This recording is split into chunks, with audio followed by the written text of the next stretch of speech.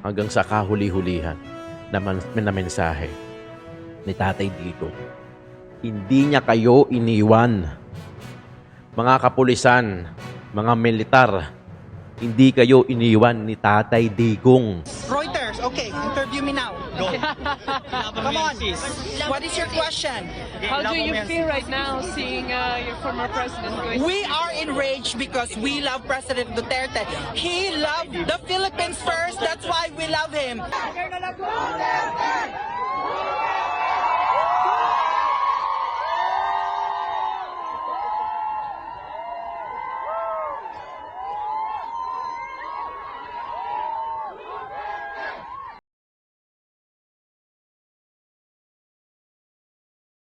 Tunay na balita, walang kinakampiyan, sumasalamin sa katotohanan lamang. Okay, good morning mga kayon. Magandang umaga, hapon o gabi sa inyong lahat. At maraming salamat sa lahat ng mga viewers natin abroad. Yung mga OFW dyan. Pati na rin dito sa Pilipinas na nakikibalita kung ano na ang kaganapan dito sa Pilipinas. Yung mga issue ng bayan na kailangan natin pag-usapan, talakayin, at higit sa lahat, bosesan, dito pag-uusapan natin yung mga yan. Unang-una, syempre, maraming salamat sa lahat ng mga nanonood sa akin. Doon sa mga nagsesend sa akin sa GCash, maraming salamat. Hindi ko kayo maisa-isa dahil marami din naman. Maraming salamat at meron tayong pangkape ngayon, hindi na sa baso. Maraming salamat. Na-appreciate ko talaga yan. Highly appreciated lahat ng ginagawa nyo sa akin. Yung mga members natin sa YouTube, sila Mary Jane Taboada, Dina Maho sa Bongko, Lorna, Danny Ubaldo, Lito Javier, Manik Sangko, Franklin Poro, JU Production. Maraming salamat sa inyo. Thank you so much sa lahat ng suportang ibinibigay nyo sa akin. No? At higit sa lahat, syempre, yung suportang pinapakita natin at pagmamahal kay Tatay Digong, kay BP Inday Sara, at pati na rin sa Pilipinas. Sobrang dun pa lang, talagang talagang makikita mo na yung difference. Totoo yan Totoo yan. Yun. Paki-double check mga kayon kung nakasubscribe na kayo. Kung hindi naman, pwede nga, kung okay lang, paki-subscribe. Road to 300,000 subscribers na tayo. Tapos paki-check na rin kung nakaklik yung bell icon. Pagka hindi naman, paki-click na lang yung bell icon dyan sa tabi ng subscribe button. Tapos paki-click yung bell, tapos may lalabas na all. Paki-click yung all para mano-notify kayo every time na may upload tayo. Araw-araw tayo nag-upload, 2 hanggang 3 video na ina-upload natin kasi naniniwala ako na ito na talaga dapat yung pag-usapan natin. Dito magkaisa na tayo. Dito pwede natin ilabas, pwede natin silang ayoko encourage kayo na magmure, no? Dito ilabas natin yung emosyon natin, yung galit natin kasi wala gaya ng upload ko kanina, sa totoo lang nakakawalang respeto, nakakawalang bilib na. Yung tipong parang ayaw mo na sa Pilipinas. Ganun yung pakiramdam. Kasi parang feeling mo, injustice Parang hindi na patas, hindi na pantay, hindi na fair, hindi na patas yung laban. 'Di ba? Marami tayo rito. Hingin ko yung suporta nyo mga kayon. Paki-like and share ng video natin. Paki-subscribe yung channel natin. Road to 300 na tayo. At paki-click na rin yung bell icon. Maraming salamat. Hindi sapat yung thank you para pasalamatan ko kayo kasi talagang kahit papano umaandar tayo at umuusad tayo rito. Mga kayon, sobrang bigat, no? Sobrang bigat. Pangalawang araw na akong hindi nakakatulog ng maayos. Kagabi, nagising ako na 2:00. Browse. Natulog ako 5:00. Tapos gumising ako na 6 kasi kailangan kong asikasuhin yung mga bata at ihatid sa eskwelahan. So sobrang alanganin na naman yung tulog natin. Pangalawang araw na to. And 2 days na rin nawala sa Pilipinas si Tatay Digong. 'Di ba? Kahapon, nagkaroon siya ng message. Gusto ko panoorin natin kasi meron akong gustong i-input dito. Panoorin natin yung mensahe ni Tatay Digong sa Pilipinas. Medyo in-enhance ko yung boses. Di ba sabi ko sa inyo, editor ako. In-enhance ko yung boses kasi yung original na ito, manoise. Kasi nga sa aeroplano to So, in-edit ko, ito mas klaro. Pakinggan natin. To my countrymen, just to give you the current situation. I am about to land sa Hague. Galing ako Dubai. Stopover for last. Sa long haul, sa long flight. Okay ako. Luna Torre. And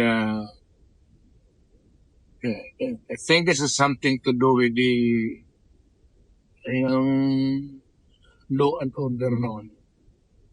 At sinasabi ko naman sa mga polis, military na trabaho kayo at ako ang managot. So ito na nga. For all of the whatever happened in the past, ako na yung nag-front sa ating law enforcement pati military. Sinabi ko na I will protect you and ako ang managot sa lahat. This will be a long legal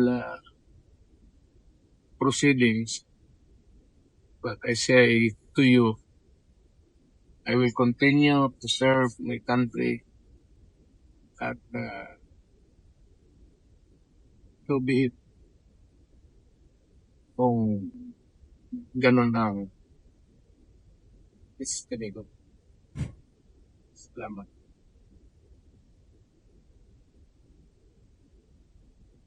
Grabe. Napaka-strong nung mensahe ni Tatay Digong na yun. Naiiyak tuloy ako, puta. Mga kayon, narinig niyo yung mensahe ni Tatay Digong. Sa amin, hindi lang sa amin, sa Tondo, ganito yung klase ng kaibigan na masarap kasama. Hindi nang iiwan. Magkapit-pitan ng bayag, hindi kakanta. Hindi iiwan. What do I mean by that? Sinabi niya sa mga pulis at sa mga militar na magtrabaho kayo. Ako ang aako. This is something related to sa pinatupad na batas noon nung administrasyon niya. At ito yung sinabi niya doon sa Senate na kung arrestuhin niyo ako. Huwag yung mga kapulisan. Huwag yung mga kasundaluhan. Kung sa tingin nyo may dapat ako arrestuhin niyo ako. Yun ang sinabi niya sa Senate. Kung matatandaan ninyo, di ba? Pwede nyo balikan yung sa Senate na yan, kung saan siya inimbita. Ito rin yung, hanggang ngayon, ito pa rin yung sinasabi niya. Hanggang sa kahuli-hulihan na mensahe ni Tatay Digong. Hindi niya kayo iniwan. Mga kapulisan, mga militar, hindi kayo iniwan ni Tatay Digong. Di ba? Shoutout doon sa mga nag-resign na pulis. Meron nagsisirculate sa Facebook, may mga ibang kapulisan. Hindi ganun karami, pero meron na nag-resign na ata. Hirap na silang suotin yung uniforme nila. Hindi ko kayo nilalahat, ha? Hindi ko kayo nilalahat. Pero tandaan nyo, nung pagkaupo ni Tatay Digong, isa kayo sa mga unang inasikaso ni Tatay Digong, dinoble yung sahod nyo. Kasi alam ni Tatay Digong yung hirap ng isang pulis, hirap ng isang militar, na yung sasabihin na natin yan, yung paa niya, ang paa niyang mga yan, yung kalahati niya, nasa libingan na. Alam ni Tatay Digong yun. Kaya kayo yung unang priority. Di ba?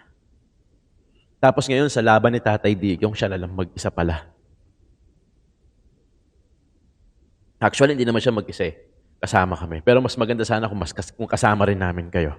Di ba? Gaya nung upload ko kahapon. Actually, yung upload ko kanina, kahapon pa dapat yun. Medyo dinelay ko lang na konti. Yung title na nakakawalang respeto. Talaga naman, nakakawalang respeto.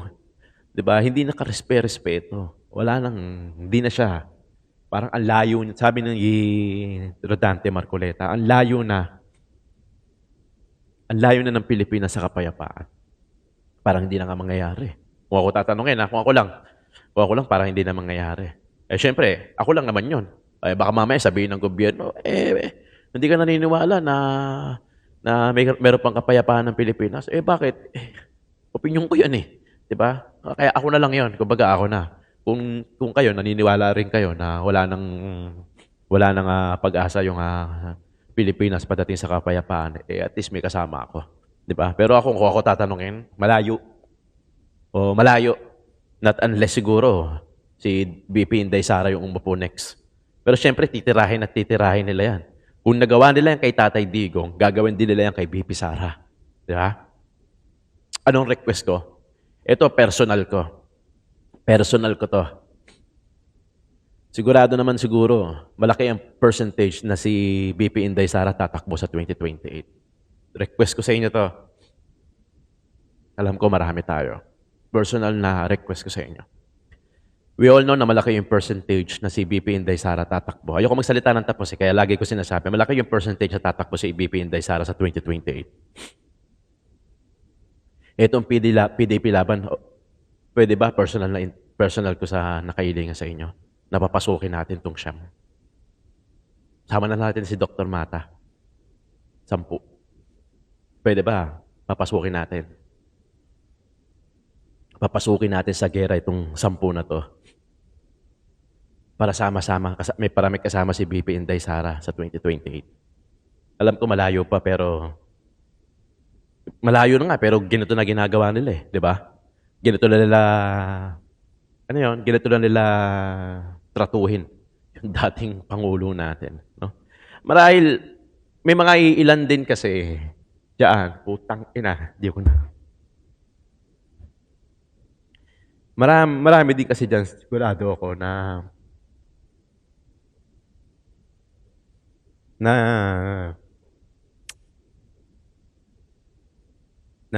natutuwa, 'di ba? Natutuwa na sa ganitong pangyayari sa Pilipinas. Lalo-lalo na kay Tatay Digong.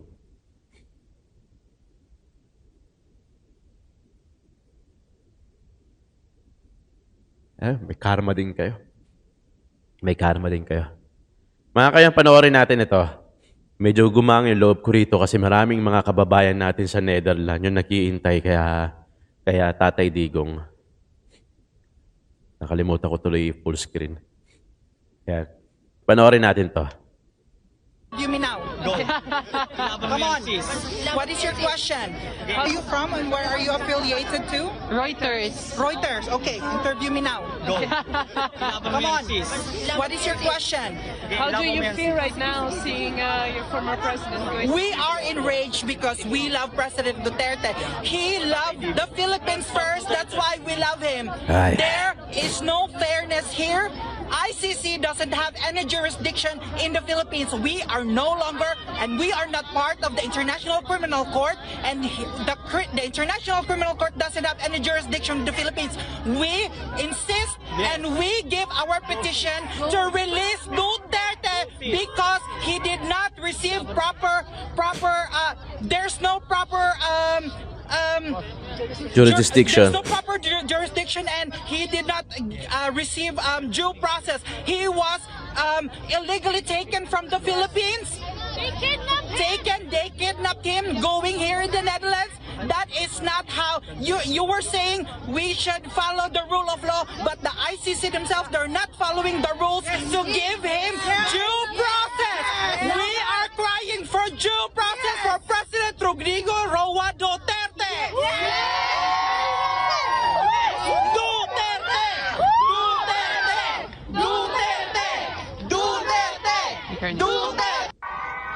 Ito yung actual na pagpasok ni Tatay Digong dito sa detainee ng ICC. Yung mataas na pader na yan. Shoutout sa lahat ng mga taga-Netherlands na mga OFW, yung mga Pinoy. Pinagaang nyo kahit papano yung loob ko kagabi, kaninang madaling araw, kahit papano nakatulog ako.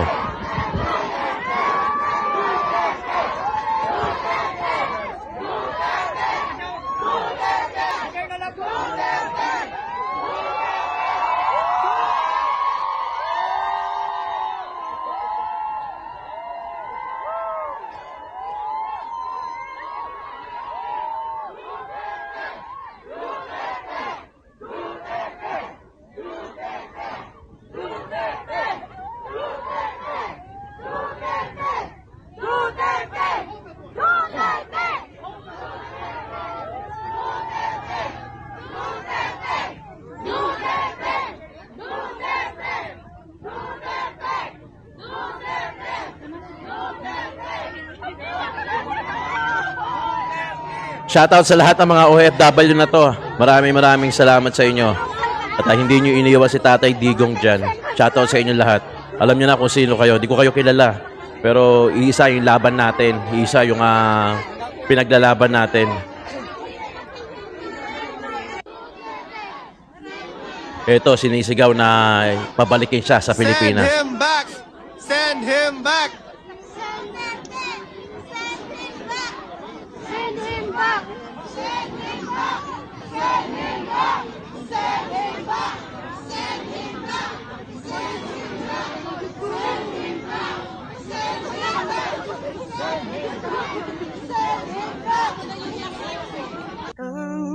Ito naman, yung mga nangyayari sa iba't ibang lugar sa probinsya. Meron sa Davao, sa Iligan, na kung saan nagkakaroon ng mga motorgate, ng mga rally, grupo-grupo, iba't ibang lugar, iba't ibang probinsya. Dito sa atin, sigurado ako magkakaroon din yan. Pero syempre, sa Davao, syempre, hometown yan.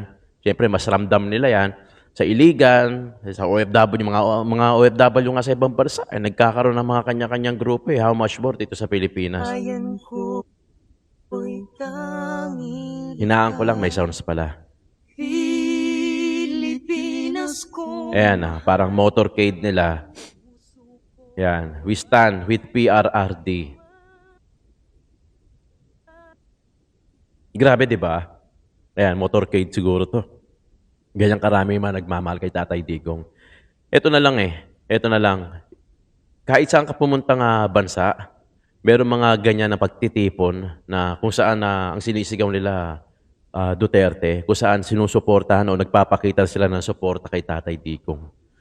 Sinong presidente ang nakagawa niyan na kahit sa ang bansa merong sumusuporta kay Tatay Digong? Di ba? Diyan mo masasabi. Alam mo kung masama kang tao, gaya ng kiniklaim nila, na kung masamang tao si Tatay Digong, ni isa walang tatayo, walang lalabas. Di ba? Totoo. Kasi apektado ako dahil ang dami rin kasi nagko-comment sa akin. Ang dami nagko-comment sa akin sa ibang social media. Pero dito sa Facebook, sa YouTube, iilan lang. Sa Facebook, doon marami. Sobrang dami. Halatang ganun kakitid yung utak. Ito na lang. Kung yan, masamang tao. Kung masamang tao si Tatay Digong, ni isang tao dyan, walang lalabas. Di ba? Walang kakampi. Ang dami natin Di ba? Ang dami natin dito. Pag si Tatay Digong ang pinag-uusapan, talagang imposibleng hindi ka maiiyak. Totoo. Puta, ako. Manonood ka lang, TikTok, Facebook, pag si Tatay Digong ang involved, sigurado ako maiiyak Maluluha ka. Okay, hindi iyak, maluluha. Sige, maluluha. Ito, hindi ko na alam kung saan to Kasi nakalimutan ko na sa sobrang dami ko napapanood sa Facebook din na download ko. Kasi papakita ko sa inyo kaya pag-uusapan natin, pagkakwentuhan natin. Sa sobrang dami, hindi ko na matandaan kung saang lugar, kung anong province. Basta iisa lang naman ang sinisigaw na ito mga to, we stand for PRRD. May boses pala to. Ayan. Hindi ko pa mapapasok yung kanta kasi makaka-copyright tayo. Pero iisang suporta na ito, iisang sigaw, we stand for PRRD. Pauwiin si Tatay Digong. Nga pala, ang pinaka-latest ngayon, nasa Netherlands na si BP Inday Sara. As of itong oras na to, alas 10, siguro kanina pa, nasa Netherlands na si BP Inday Sara. Ito, panoorin na natin to. SMNI, kahapon. Yan ni Torre, dahil nga may siya, may sinasandalan siyang matataas at makapangyarihan tao sa likod niya. Kasi kung kung isipin niyo maigi isang general, hindi naman to hindi naman to katulad Two-star general lang. Two-star general lang tong Two-star general lang tong taong to tapos mas parang mataas pa nga sa kanya tapos mas mataas pa yung parang bata-batain mo yung dating presidente, bata-batain mo yung mga attorney, bata-batain mo yung vice president. Hindi ata tama yun. So ito nga ay talagang si Tory mismo ang nagpatotoo na hawak nga talaga siya or bataan siya nitong nila Marcos Jr. at ni Romualdez kasi hindi niya ito magagawa kung siya lang talaga, kung wala siyang sinasandalan. Correct. nagtatanong yung kanilang arestuin kung ano yung kaso ko, Wala silang details ng kaso ko, Wala sila masagot. yung warrant of arrest, naka-mobile lang, ni wala silang papel. Kasi meron lang yata sila yung red notice eh. Yan. Pero yung mismong warrant of arrest na in-issue ng ICC, naka-PDF lang siguro, ba picture lang. Naka-PDF lang, partner. Pero ang problema nga, hindi natin alam kung allowed ba yun. Na naka-PDF lang, hindi siya yung actual Printed. na... Hindi hard warrant of copy. arrest. Hindi hard copy. Hindi natin alam. Halatang minadali. Minadali talaga. So, kung minadali, ibig sabihin, walang sistema, hindi sumunod sa proseso. Therefore, illegal. Pag illegal, malakidnapping talaga to. Jay Guevara, ano masasabi mo? Tanga na lang ang di maniniwalang hindi kidnapping yung ginawa nila kay PRRD. At kayo yun. Kung sino yung mga gumawa dyan. At dito, mas mataas na pala ang isang General Torre kaysa sa Vice President, no? Kasi biruin mo, binasahan niya itong sino tong kasama ni PRRD? Si Medialdea, ES. Dating Executive Secretary Medialdea. Oo. So binasahan niya ng Miranda rights ay doon sinasabi kagaya na sinabi Power ni Master tripping. Judea na mag-ano ka ng attorney mo ay yung attorney nga ni President Duterte ay etong si Vice President Sara Duterte. So hindi mo pinapasok. So ibig sabihin useless din yung sinabi mo, yung pagbabasa mo ng Miranda rights. Saka, sino ka para pigilan mo ang isang Vice President at ang dating Pangulo na hindi nila makakausap or makasama yung lawyer? Yes. Ito ay talagang tunay na ebidensya na itong si Torre ay bataan ni Marcos Jr. Kasi hindi niya naman magagawa to kung wala tong basbas sa pinakataas eh. Correct. Wala tong basbas kay Marcos Jr., walang basbas yan kay Romualdez. So kaya ganyan kalakas ang loob niyan ni Torre. Dahil nga may siya, may sinasandalan siyang matataas at makapangyarihan tao sa likod niya. Kasi kung isipin niyo maigi isang general, hindi naman to hindi naman to katulad Two-star general lang. Two-star general lang tong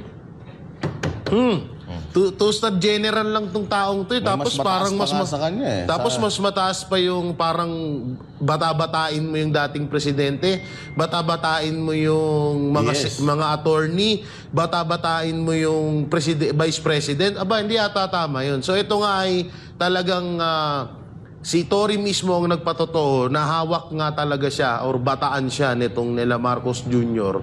at ni Romualdez kasi hindi niya ito magagawa kung siya lang talaga, kung wala siyang sinasandalan. Correct. Yun nga, sabi nga natin, itong gobyerno natin ngayon, talagang yung lumalabis na sila sa kanilang kapangyarihan. At nakita na naman natin yung interview ni Pangulong Marcos kahapon na ang dali niya lang binali lahat ng mga statements niya. Yes. Mula noong mga una siyang ini-interview, actually 2021, ini-interview na siya tungkol dito sa ICC na ito. Hanggang January 23, ini-interview na siya at tinatanong na siya tungkol dito, mga partner. At firm yung kanyang mga paninindigan na siya ay hindi makikipag-cooperate. Pero biglang-bigla, nagbago, tapos parang tayo pa yung hindi makaintindi. Kasi parang sinasabi niya, ano ba kayo? Ano ba sinabi ko? Hindi ako makikipag-cooperate. Tayo pag-cooperate pa ako. Pero hindi mo ba naisip, Presidente, na you cooperating with Interpol is cooperating with ICC? Correct. Ginagawa mong tanga ka eh. Ginagawa mong tanga ka yung mga tao yung mga Pilipino. Ginawa mo na nga tanga yung mga Pilipino nung ipinangako mo yung 20 pesos na kilo ng bigas. Pati ba naman dito? Gagawin pang tanga yung mga Pilipino. Tapos, paniwalang-paniwala naman yung mga tagasunod niya.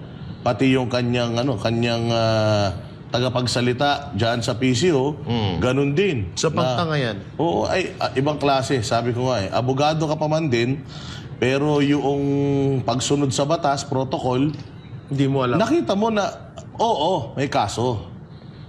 Merong warrant. Pero ang tanong, verified ba yung warrant? Kasi, Yes. pag chinek mo sa website ng ICC, wala silang inisyong warrant. Yes. Pag chinek mo sa website or sa Interpol, wala silang red notice na na in-issue. Yun na nga. Ibig sabihin, may talaga, meron talagang May lapses talaga eh. pambubudol na nangyari rito. May lapses talaga. Binudol si Pangulong Duterte ni General Torre, pinangakuan na merong abogado doon sa eroplano. Kaya siya sumama. Pagsakay niya, buti na lang, partner, sumama si E.S. Medialdea. Kung wala. Kung wala, mag-isa lang si Pangulong Duterte doon. Imagine. Hindi iniiwan ni Baka Medialdea hindi eh. umabot ng Hindi buhay iniiwan. doon sa Dubai kasi gutom ng araw pagdating sa Dubai. Oo. Mantakin mo, 8 oras na Sandwich biyahe. lang binigay. Isang buong maghapon mo siyang hinold. Hindi kumakain. Tapos pagdating ng eroplano, 8 oras, Sandwich lang. lang ang Oo. pinakain nila. Di tsaka sinabihan din siya ni Vice President, si President Duterte na huwag kang kumain or huwag kang uminom ng tubig. Baka lasunin Baka ka. lasunin ka. Kaya na sinabi yan ni BP Kaya Sara, masama yun para sa isang 80 years old. Oo. alam natin, may diabetic na rin yata ito si kaya nga nung dumating siya sa Dubai, talagang grabe pati yung pagsubo niya nung Nanginginig na. nanginginig na eh. Alam mo? Pero, pag nakikita mo 79 talaga, na si Tatay nakakaawa. Digong, going 80 Nakakaawa ata mga this year. partner. Ang This nakakatakot month. Yung presidente natin, pabago-bago ng isip. yan. Walang paninindigan. Yun ang Walang problema natin. isang salita. Walang palabra de honor. Lahat ng pwede mong sabihin sa isang taong sinungaling, Nandyan. Nasa kanya. nasa kanya, sobrang sinungaling. Alam mo, Paano tayo magtitiwala sa ganito, partner? Alam mo, partner, hindi ko alam kung anong naiisip or nararamdaman ng kanyang mga kandidato ngayon. Dahil sigurado, itong ginawa nilang ito ay malaki ang impact nito sa mga botante. Yes. At siguradong hindi iboboto ng mga tao, yung kanyang mga kaalyado, yung kanilang mga ini-endorso. Pero sa tingin ko naman, wala namang pakialam to, manalo o matalo yung kanilang mga kandidato. Kasi laging iniisip naman ito yung mga pangsarili nilang kapakanan eh. Oo, kumbaga kung saan sila kikita, kung saan mapapaganda ang buhay nila, nandun lang sila. Kaya nga, Pero partner, sinyalis yung pabago-bago ng isip. No. Sinyalis talaga yan ng pagiging unstable. correct. Hinto na natin doon mga kayon. Balik tayo doon sa message o mensahe ni Tatay Digong kung matatandaan ninyo sa kahuli-hulihan. 'Di ba? Kahit na kung tutuusin, pwede na siyang magturo. Pero mas pinili pa rin niyang panagutan talaga ng akuhin, kumbaga akuhin. At sinabi niya na patuloy pa rin siyang magsuserve sa bayan natin, sa Pilipinas. Ganun yung kung ako anak nito, mamamatay ako nakataas ang noo talaga. Alam mo yun, sa sobrang proud mo. Sabagay, tayo din naman tayo mga Pilipino, tayo mga supporters ni Tatay Digong. Tayo, alam ko, proud na proud tayo kung gaano, kung sa isang history ng Pilipinas, merong isang Tatay Digong na tumayo, nanindigan, nagkaroon ng care sa bayan, sa pera ng bayan, kung paano niya tayo pinagtanggol, kung paano niya tayo pinaglaban, at sa kahuli-hulihan, inakulang niya lahat ng kasalanan. Diba? Nakaka-frustrate, pasensya na mga kayo, nakaka-frustrate din kasi minsan. No? Tao lang din naman ako. Hindi ko maiwasan din talaga na hindi naman ako palamura. Nagmumura ako pero hindi yung ganitong klase. I see to it kasi na nasa tama ako eh. 'Di ba? Nasa yung mga salitang binibitawan natin, syempre kailangan careful din tayo diyan. Kaya alam mo yun, pero minsan sa sobrang inis mo, puyat ka, yung wave of information na pumapasok sa utak ko, biri mo, laptop kaharap ko, madaling araw magigising ako, nanonood ako ng balita, hindi ako makatulog na maayos, di ba? Shoutout sa lahat ng mga nagsisend, hanggang ngayon may nagsisend sa akin sa GCash. Yung GCash, sobrang thankful ako dyan. Pero hindi yan hindi yan mandatory. Ano yan, kung gusto niyo lang mag-share ng blessing, ganoon lang, okay na ako doon. Kung okay na ako na nanood kayo ng video ko, hindi kayo nag-skip ng ads, nag-subscribe kayo, click niyo yung bell icon, okay na ako doon. Pagka may sobra na lang siguro, pwede kayo magpa-member sa membership ng YouTube sa channel natin, o kaya sa GCash. Walang problema, huwag niyo isipin na ginagamit ko yung opportunity. Wala naman ako nababasa dyan Simulat sa pool, Duterte talaga ako.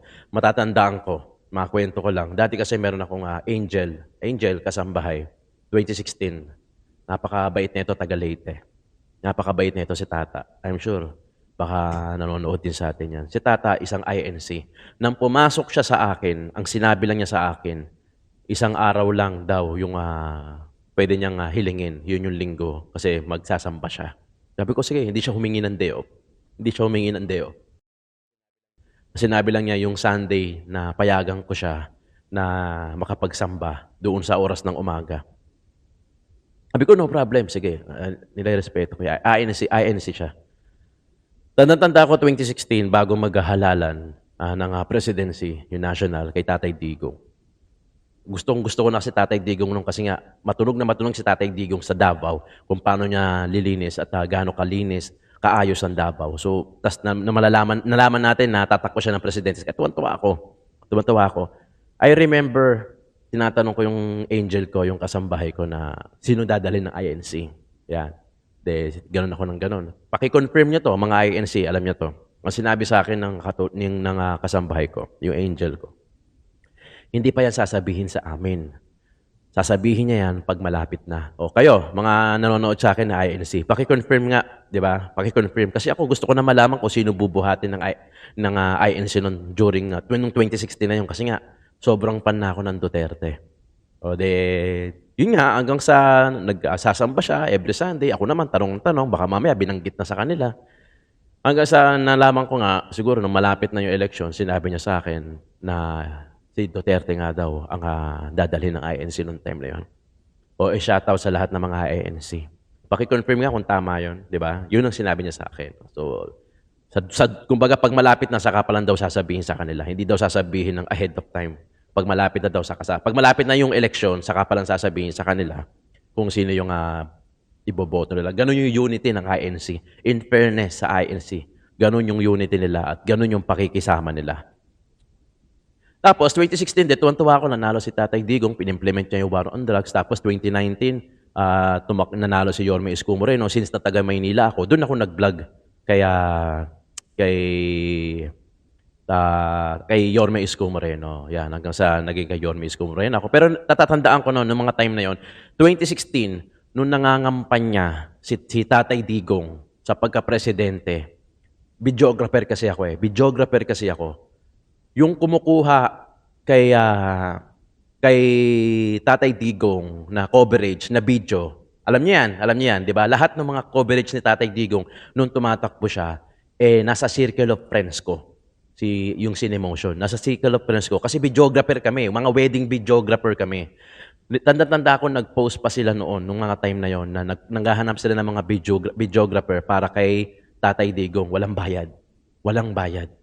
Yung time na yon, maliliit pa yung mga anak ko. Hindi ako pwedeng sumama kahit gustong-gusto ko. Kasi merong mga provincial tour na hindi ako makakauwi kaagad. Kasi national di ba? So may mga ganun. So hindi ako nakasama doon sa Cinemotion na yon. Doon sa mga magko-cover kay Tatay Digong. Walang bayad yun. Di lang ako pwede kasi minsan 1 week sa Davao o kaya ilang araw sa probinsya. Maliliit pa yung mga anak ko, kailangan ako. Pero noong time na yun, pare-parehas kami mga wedding videographer. Alam mo nung nanalo si Tatay Digong, hindi niya pinabayaan yung mga videographer na yon na kinuha nila. Kasi para silang namuhunan, walang bayad. So hindi niya binitawan. Hanggang ngayon, siya pa rin yung kumukuha sa mga video coverage ni Tatay Digong. O, alam niyo na yan kung sino yan. Yung lahat ng napapanood niyo ng video, circle of friends ko yan. Si Sahad. Okay? Maraming salamat mga kayon sa pag-antabay. Meron pa tayo ulit mamaya. Thank you so much. Issue ng bayan ating pag-usapan. Ingat po. God bless. At ipagdasal po natin sa Tatay Digong. Alam ko malalagpasan natin itong pagsubok na to. Laban lang po tayo. Walang magbabago. Walang aatras. I stand for PRRT. Thank you so much. God bless.